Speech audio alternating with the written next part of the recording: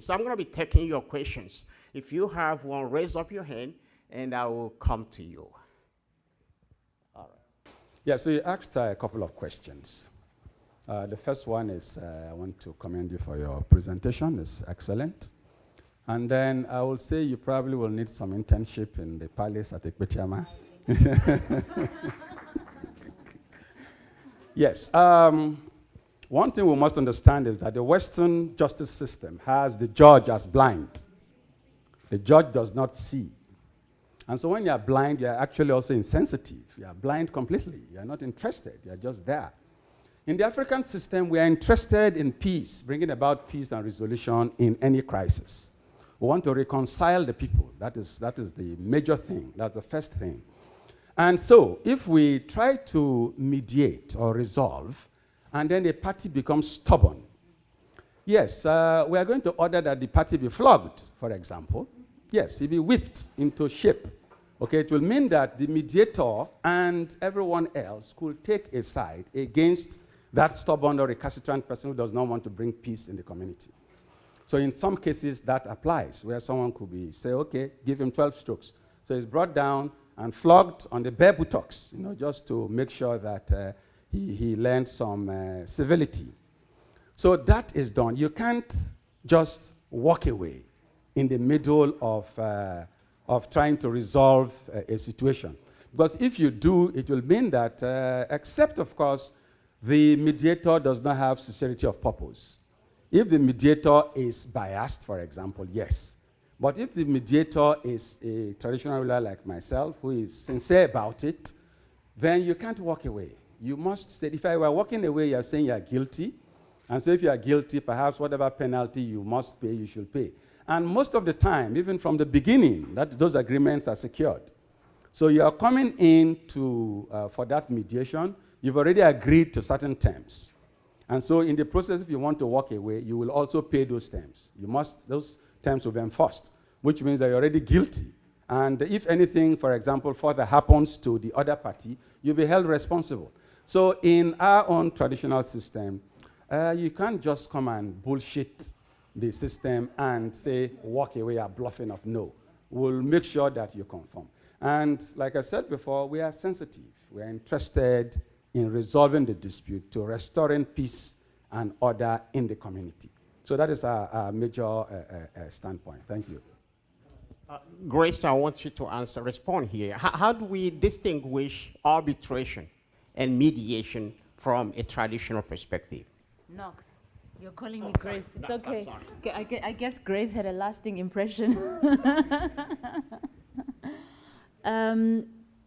I think one of the things that is a challenge in the way we practice is there is a complete distinction. There is no person who can come and arbitrate or mediate, or adjudicate in a mediation process. It just doesn't happen, because what you're trying to do is trying to make this whole term of self-determination where people actually make their own decisions, and I think that's also a principle of operation that is a very Western principle, the issue of self-determination, because as an African person, it's always a collective thing that you're always operating under. So you can't, by yourself, make a decision that is going to impact other people in the community and have no regard for how that is going to function.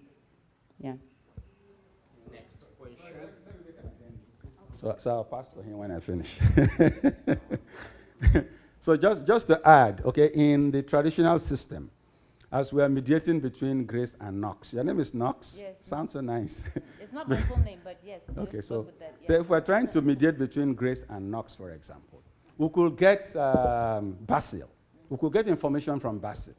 So we're not really going to rely on what the two of you say alone. Okay. Because you're in a community and an environment, we could get information from Basil that perhaps may be an objective truth about what the two lies you people are telling, because you'll be telling your stories to favor one another.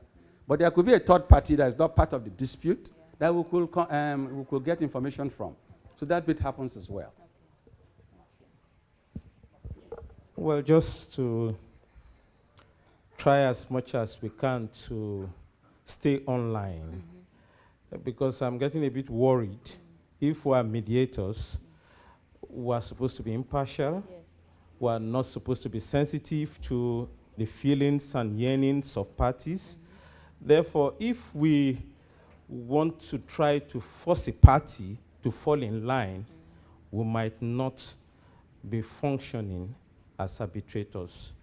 You're trying to display your biases and all the rest of them. So as much as you want to resolve disputes, try and stay online. Don't be partial. When they say the law is blind, I think that is what it means, impartiality. You are supposed to deal with the evidence you have before you. Well, in arbitration, mediation, or the traditional setting, you are dealing with human beings who would come. So, like you rightly set the setting, the scene for arbitration, impartiality, allow the parties to come, make them comfortable that you are a neutral party, a third party. So let them come. Yours is to create the platform. They should now come and air their views, try and resolve this issue according to their own dictates, so that you don't impose your views on them. So I just thought I'm a bit worried, because if we take it beyond the point, we might just get ourselves entangled with trying to define the concepts and the principles of the practice of mediation and the rest of them. I should add that. Thank you. Chief, I'm going to get back to you. You're going to have the final word. I want to, Susan, I'm going to come back to you, please. Yes, so you were the second person there. Thank you so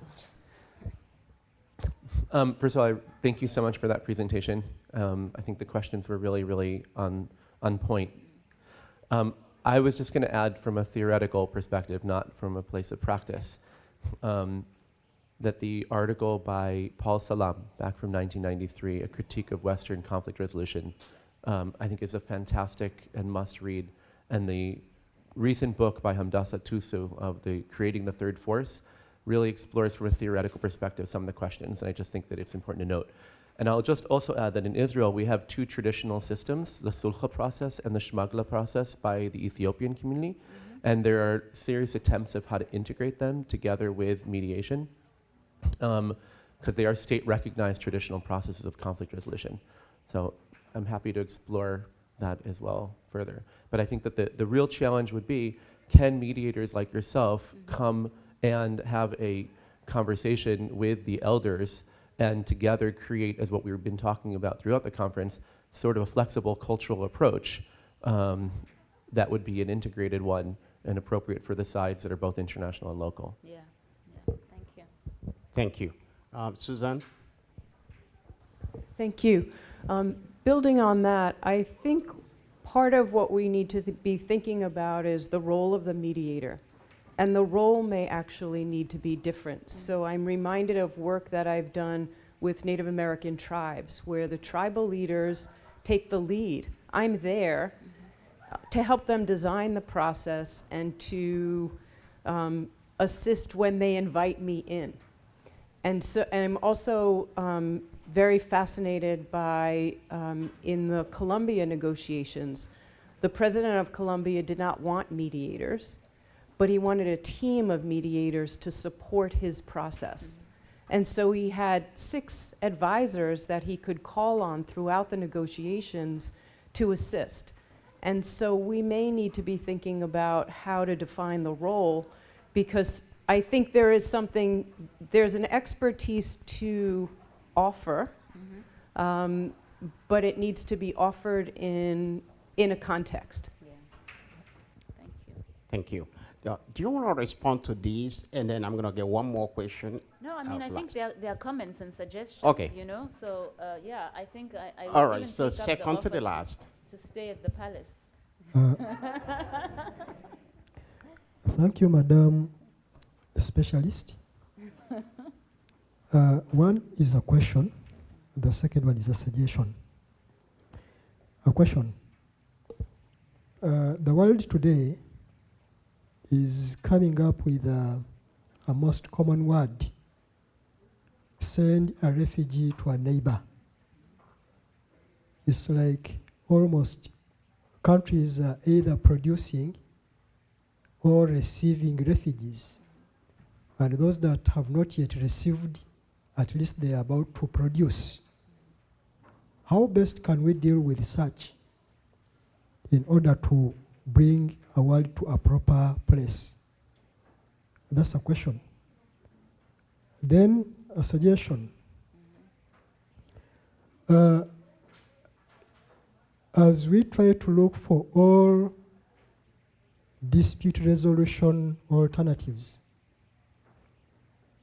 the litigation, the mediation, the negotiations, and the rest, we find something in common, especially in violent areas.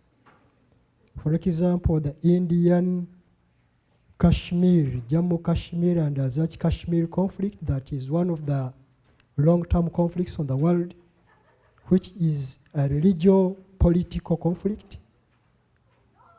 The same as the Southern Sudan, that is now regulating for having independence, that what if they lived under the Bashir's government, where they started as part of the religion to conduct an armed force, and today it has become a disaster.